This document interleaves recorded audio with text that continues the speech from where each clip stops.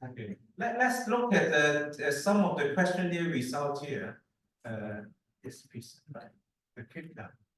Where is the He can in the table. And so, let me see. Does your local government have some water quality management plans? Okay. For example, regional monitoring program of water quality, establishment of specific regulation for those new pollutants, and then at regional scale, national scale, as well as bigger regional scale. So those are some of the answer from the participants, but as you can see, more positive result from the European countries. And then the next question: how much domestic sewage in your area can be effectively collected for treatment? And then we saw that these countries like Nigeria, Vietnam, Mexico, Indonesia, India, they don't have those treatment facilities. It's less than 10%. And then for more developed countries like US, Slovenia, Ireland, Iceland, they, including Malaysia, China, they have more than 80% of treatment facility. So we have a very different spectrum in terms of treatment facility. That should be considered in our recommendation.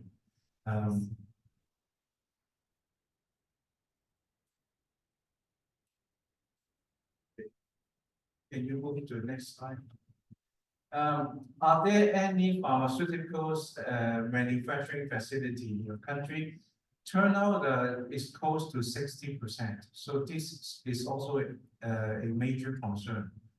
Because if you have those industry, then it means they're presenting a potential source of pollutants as well.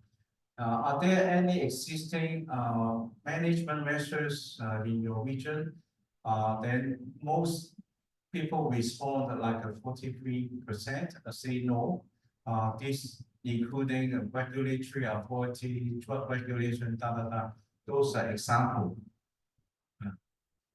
Next question: do you think the evaluation process for purchasing commonly used medicines in your region is well regulated, standardized in a way?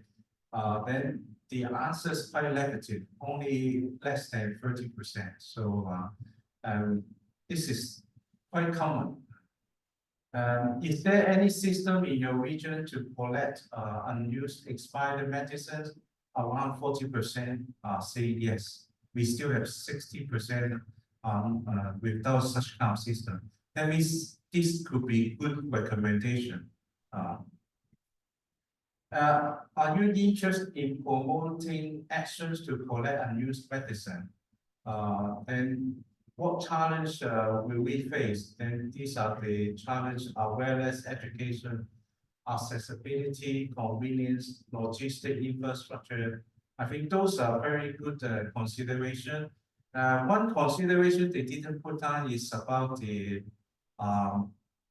potentially criminal offense, because if someone put illicit drug into your horse, you will have a liability. You know, so that's why in USA the collection point is in the police station, and they have a security. That may be a good practice we should share, and ask all the police stations to collect drugs for us. So, are there any landfill wastewater treatment infrastructure, especially for treating hospital waste, expired drugs? And then turn out most participants say no in their country. So this is not really common practice in the world. So this just some question. We want to get more in-depth analysis after we collect the data. Then we will also look at this as a socio-economic and policy aspect when we doing the data analysis and writing up the paper. So later on, we will develop a questionnaire for all the partners to fill in so that we can get first-hand information from you to help us to write a more impactful paper together. So here, I want to hear from you. Do you have any other suggestion to solve the pollution problem? You can have cheap solution, expensive solution, or really clever new solution.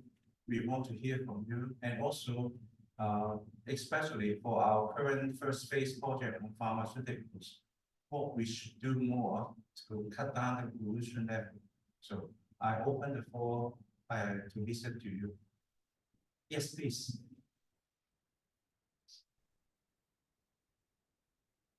Of course, there's a lot of suggestions from the hardcore engineering side, but I think one thing that, for example, Philippines can also emphasize on is nature-based solutions and even engineering solutions that are patterned after eco-hydraulics of mangrove systems, for example. So those are not yet like expanded on in the wastewater engineering, just using the model for mangroves or wetlands. So I think that would be a really good topic to pursue on for research later. Debbie, you take 8 minutes, right? Yes, yeah. So we have to write down nature-based solution. This is cheap solution. We can have more for example, oyster bed or mangrove or then artificial wetland. Those can absorb pollutants and treat the pollutants by microbes and lateral system. I think it's good suggestion, especially in country with lots of space by the coastline. I think that is a very nice idea. Yeah. Okay. Yes, please. I'm just curious about the question about like asking, do you have wastewater treatment or landfill? I'm wondering if these countries have laws like like mandating institutions or companies to really have their own landfill or wastewater treatment, and then the law says that they don't comply. And I'm wondering if those countries that say no has no law on like establishing mandatory establishment of wastewater treatment and landfill. I think this is a badly designed question by Dr. Chen. Because I think the question is not really well structured because many countries has landfill but not specified for medicine. I think the question has problem here. But don't worry, because he already overloaded. I won't pay him. But I mean that we will restructure the question in the future. I think we will separate into two parts. I think collect medicines for chemical waste treatment is one. I think we're asking proper landfill with management also important, and also whether they have a wastewater treatment system. And then what level? Primary, secondary, tertiary? We'll ask him more in depth. I'm sorry, I have been too busy. I should go through the section first. I know. We have the Clean Water Act that mandates, for example, cities to have their centralized wastewater treatment facility. I think only 1 or 2 cities in the Philippines comply. More than 40. So the law was enacted like 20 years ago, but 20 years after, only like 10% as compliance. So I'm wondering if this is also what's happening, especially in developing countries, in those Africa. Ask the compliance to meet the treatment requirement. If they have the law, whether they are compliant. If they don't have the law, and then do they have something like that? I mean, because the presence of the legislation is important in building this infrastructure. And I don't know if all countries has this. And then how recent, because like some countries could have laws 20 years ago, but very compliant, but some countries could have the law 3 years before, but they are 100% compliant. So things like this. But I think this is particularly common in, in developed country, there's a law in place and then 90 to 100% compliance. Yes, I would say in the past in mainland China, we have the same problem. They have lots of sewage treatment plants, but they didn't collect the sewer into the sewage treatment plant. And also the treatment plant was not well managed in the past. But in recent decade, the government really put lots of effort to put resources to make sure the compliance of the treatment plants. Now the water quality improved a lot in China. So I still think that's the way. I mean, we can share some good practices as a successful case to show to people. I think but that also has a resources implication. Yeah. Without financial support from the government, then it may be difficult to ensure the treatment plants in good order. Yes. Yes, please.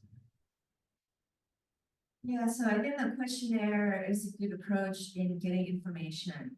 But I think it's also be powerful to look at our case studies. Because, our laws and structure of the legislation is so different in different country and, so the effectiveness of the law enforcement. So I would, but this is something at the end, right? So I think we all have this to keep in mind of looking for some good example in our countries or different countries. So, and maybe it's not the solution, because right now I think the pharmaceuticals is kind of low on the list.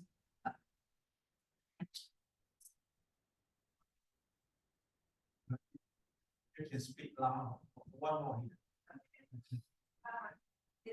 It seems like the pharmaceuticals doesn't get on the radar at the moment in some country.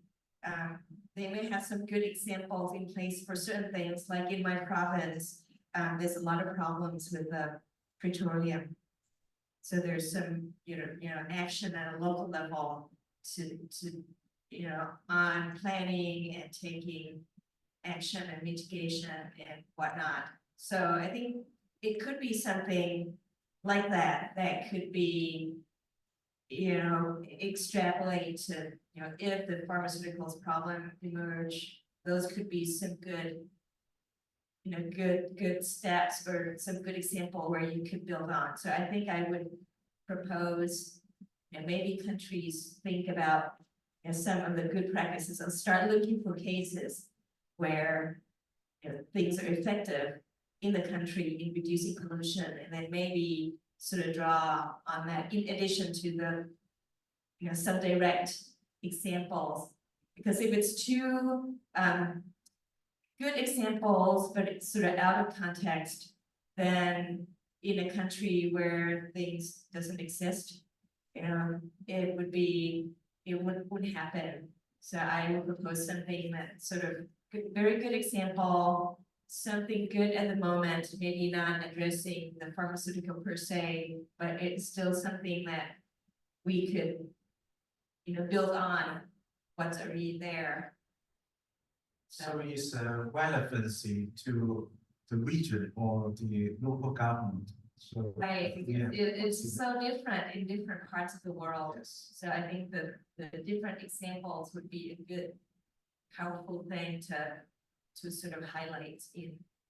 So you remind me, I have an idea today. We can, if you're interested, you can join us. I'm thinking we should write a review article about a successful case for pollution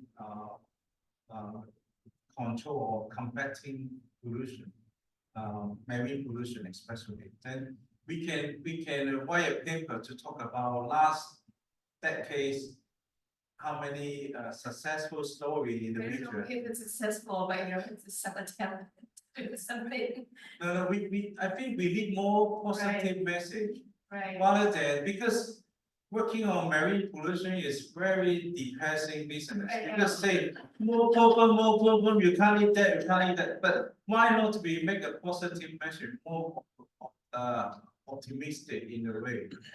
People do, you know, it's not a 100%, but you know, they have good attention, successful partially.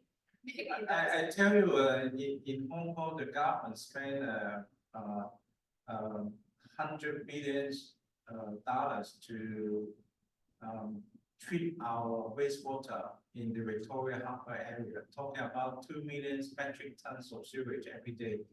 In the past, they actually only remove the solid and then they dump the wastewater into the Victoria Harbour. Although in Chinese saying frequent harbor, harmful, but in actual fact, it's really smelly, awful. You can see the floating pieces in the past. Then no one dared to swim in the harbor. But since early 2000, they built a big pipe, like a 3 meter in diameter, and then like a 70-story building, but go to underground to collect sewage for treatment. The project finished by the end of 2015. Then the E. coli count reduced by 97%. Ammonia reduced a lot, and then DO desulfurization increased. Then I have this idea. In the past, all the sediment dark and smell, no life. Okay. Then I have a hypothesis that it will take time. The corals will come back. Then last 3 years, we done a project to use robot. We won't dare to send people too dirty. We send robot, take video, take picture, then we find a coral coming back. And then later on, we send diver. Once we find the colonies of coral, we find 36 species in our harbor, many new babies. Then we enhance the results. Our government is so happy because they pay off, not just cleaning the water, but also improving the environment. That was a really celebration for Hong Kong. Then it carries some impact to the whole world. That means we should clean up our wastewater for sustainability and also better environment. I just want to tell you this good story. And I'm thinking we should have more similar story. I want the world to tell people. And the scale could be, you know, different, so that a big government scale of like multi-million dollars or something, but for this small scale, and then also, I would be interested, you know, because there's sometimes polychaetes are very good in polychaetes, yes, in sort of living in some toxic The worms. worms, the marine worms. So some of them are very good at, you know, cleaning and then sort of increase oxygen in the sediment. Nature-based solution. Yes. Yeah, that's very good, very good. Yes, please.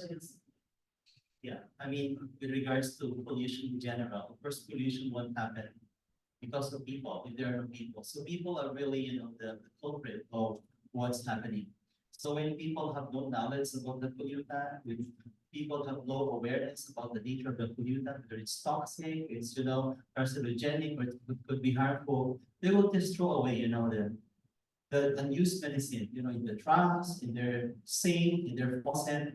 And with regards to pharmaceutical, at least in my country, I don't see any in education information campaign that tells about pharmaceuticals like this. So people have no knowledge. They know it can treat you. I mean, once you take it, it can make you feel better. But they don't know that once you throw it away, you drain it in your sink or your faucet, it will go to the environment. So I think we have to intensify.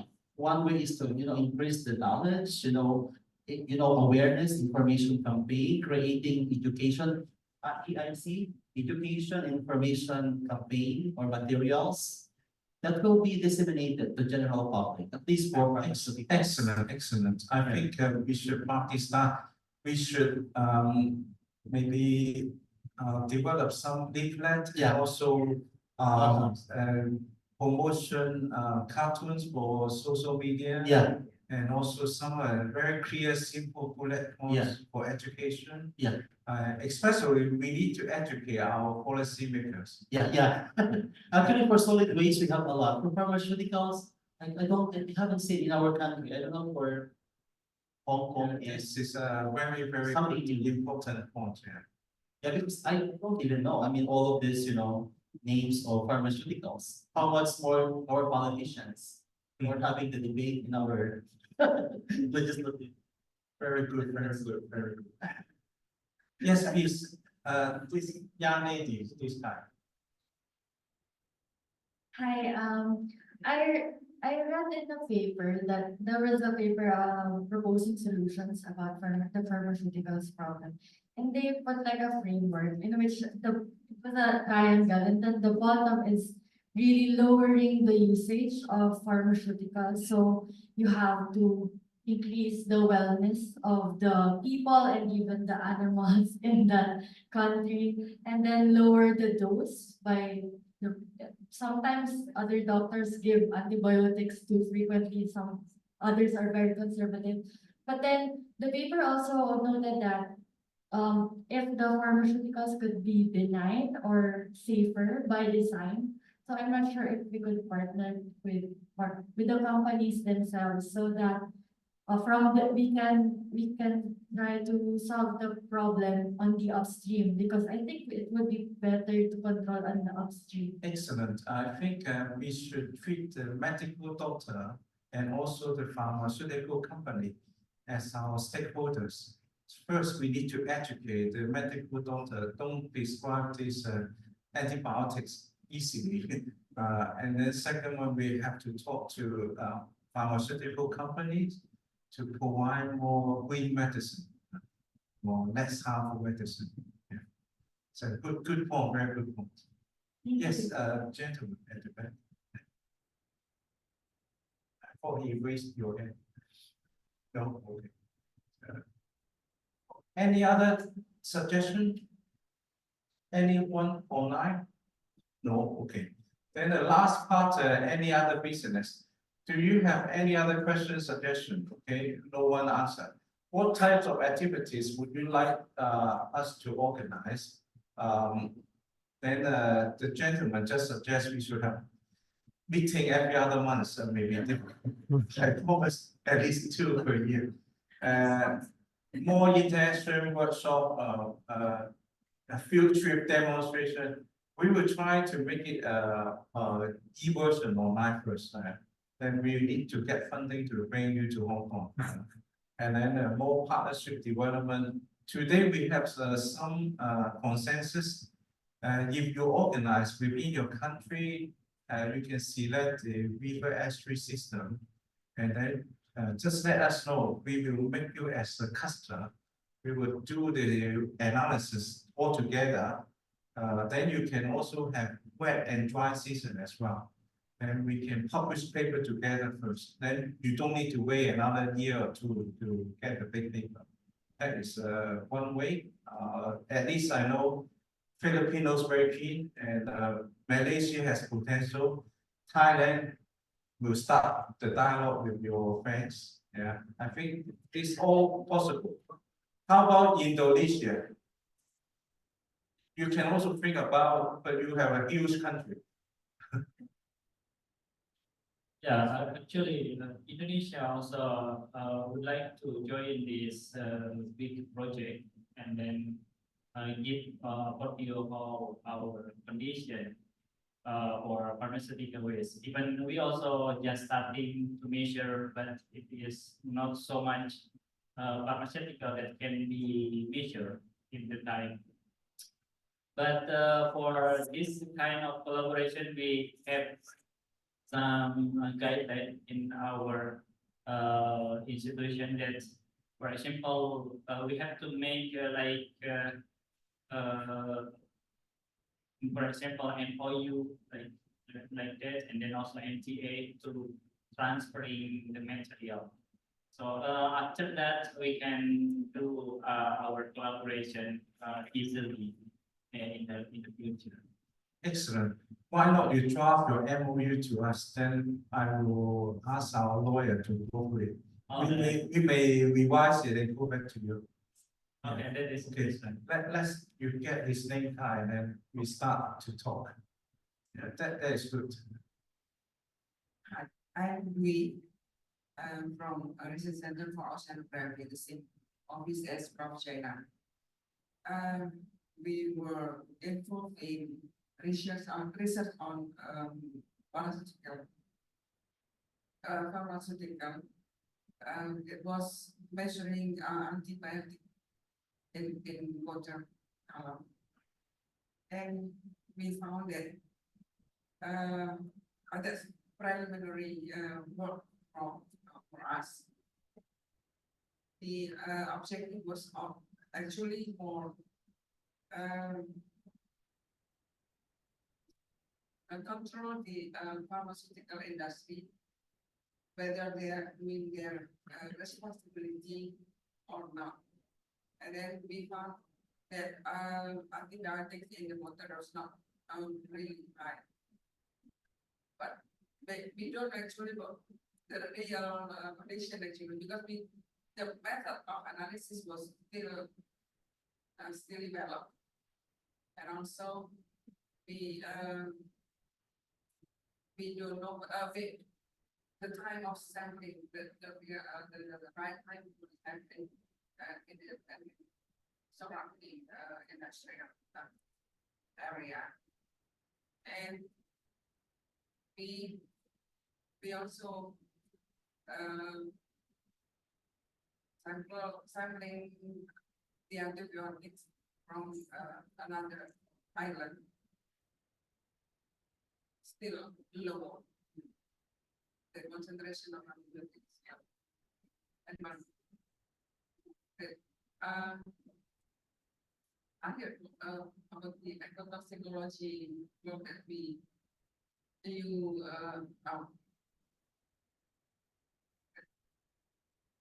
it for ecotoxicology studies. Actually, what kind of study in the ecotoxicology that we need in this project? So I'm really happy to listen to your sharing about your monitoring for the pharmaceutical industry discharge. And then this is just good to hear. For pharmaceutical pollution in the waterway, the main source actually from human wastewater. Because when we took the drug, actually we only assimilate very little. Most of them actually passing to the toilet. And it ends up, if you have sewage treatment plant, they will end up in sewage treatment plant. But many of these compounds will not be removed by the sewage treatment plant. Then they will end up in the effluent, sewage effluent. So then we still have high number of pharmaceutical can be detected.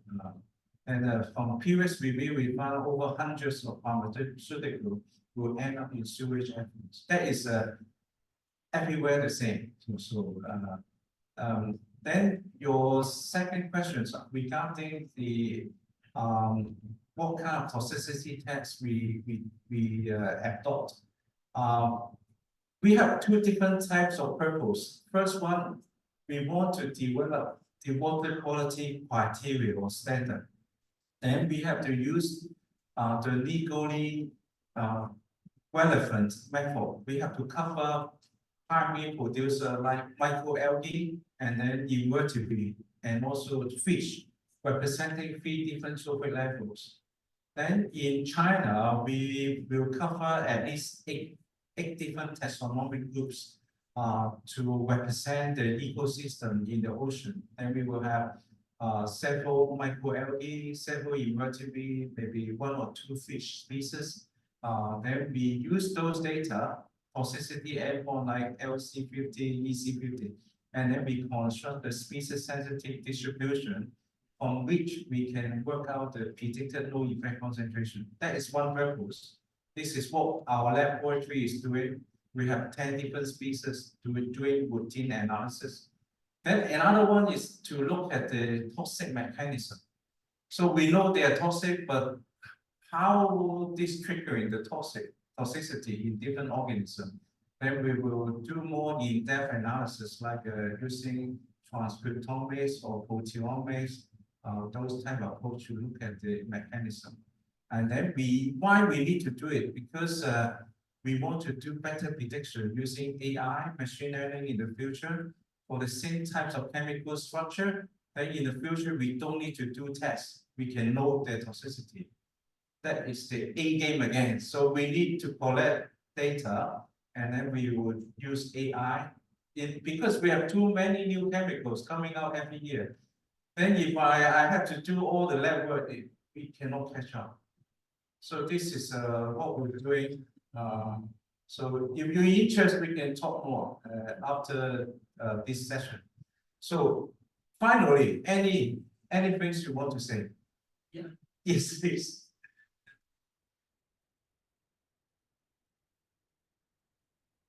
Sorry, I'm talking a lot. I have to make sure that the amount paid from the Philippine government is useful. Anyway, are we? I'm curious if we can. I mean, while waiting for the data, we can write like some sort of review paper on not on the chemical aspects, like on the policy aspects, on political aspect, the legal, like the legal aspects of in each country, like there are laws, there are some policy in place, some information related to pharmaceuticals. Because the review paper that you publish in PNAS is more on the extent of pharmaceutical pollution in different papers. And then we can Thank you so much. Then you're going to lead this initiative quite this time. You will be the leader on the policy review. I think we can help you to call for anyone interested to join you. I'm not a policy guy, so but I can ask my colleagues whether they're interested. I think it's a good idea. This is the aim here. We want to create a platform. We have different leaders who come up to take initiative. Yeah, because different countries have different laws. You have different campaign. And like what we have in the Philippines, different from you, or we can have it by regions. Southeast Asia, Africa, South America, then you can have some clustering of laws, policies, some things like that. Economic aspects To facilitate you, anyone wants to join this review, by the way, I'm not a social science guy. but at least you coordinate is okay. Anyone want to support him? Yes, good. Oh, at least Malaysia and your country. Or it could be a special program of one of our doctoral students, I think, for them to gather the data. Good. I think it's a really, really good idea because it sets up the platform like 1 or 2 years from now when the results come out and then we're ready with what's already in place Okay. in terms of That's good. Would you mind to write 100 words, a kind of a synopsis? Then we can call for members who want to join your team. And then meanwhile, you should find a policy scholar to lead. But anyway, you write a description, we will send out to all members to say, tick the box, yes, I want to join. Then we will send you all the contact emails, then you can start the process. Yeah, I mean, that's Yes. Is that okay? Yeah. Good, good. yeah, I think, anyway, we are leading into that direction, right? Mhm. I mean, but it's nice if we have some preliminary, information that it could be validated later that, okay, based on this paper, Philippines has no campaign on this, very low awareness, something like that, while this country has things like that. So I think we can, some of us are interested to Yes. work on, what do you call this one? Outline, Okay. outline. Before midnight tonight, send to me. I think as an additional output to that outline, perhaps already make the roadmap. Like, for example, there's a Stockholm Convention. There should be a roadmap on the pharmaceuticals, because it's a global concern, and how we elevate this. Very nice idea.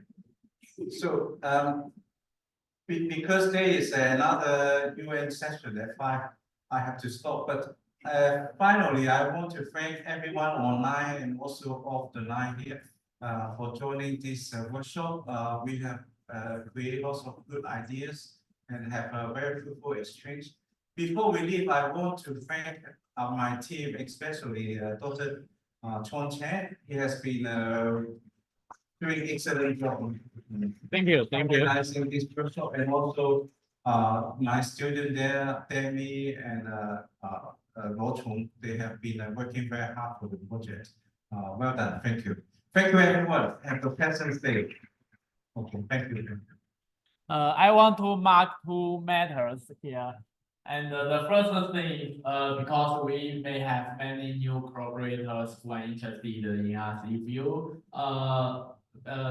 don't talk to me, you can leave your email here, and I will contact you and send you our guide.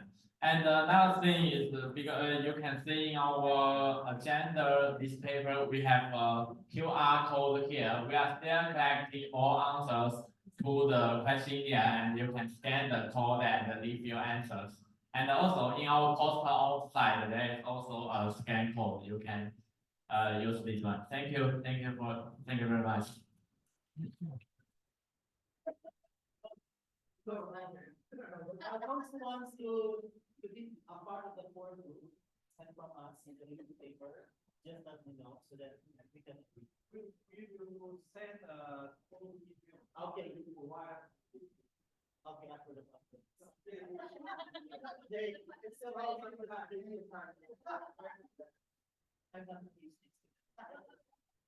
Dear participants, the afternoon session has come to an end, but today's program is not over yet. Please join the special event college town hall session on Ocean Vision 2023. Start from a quarter past 5 at the Mayfair B Physics Room on the 11th floor. The special event is open for all interested participants. You can find the information on the program book. Thank you.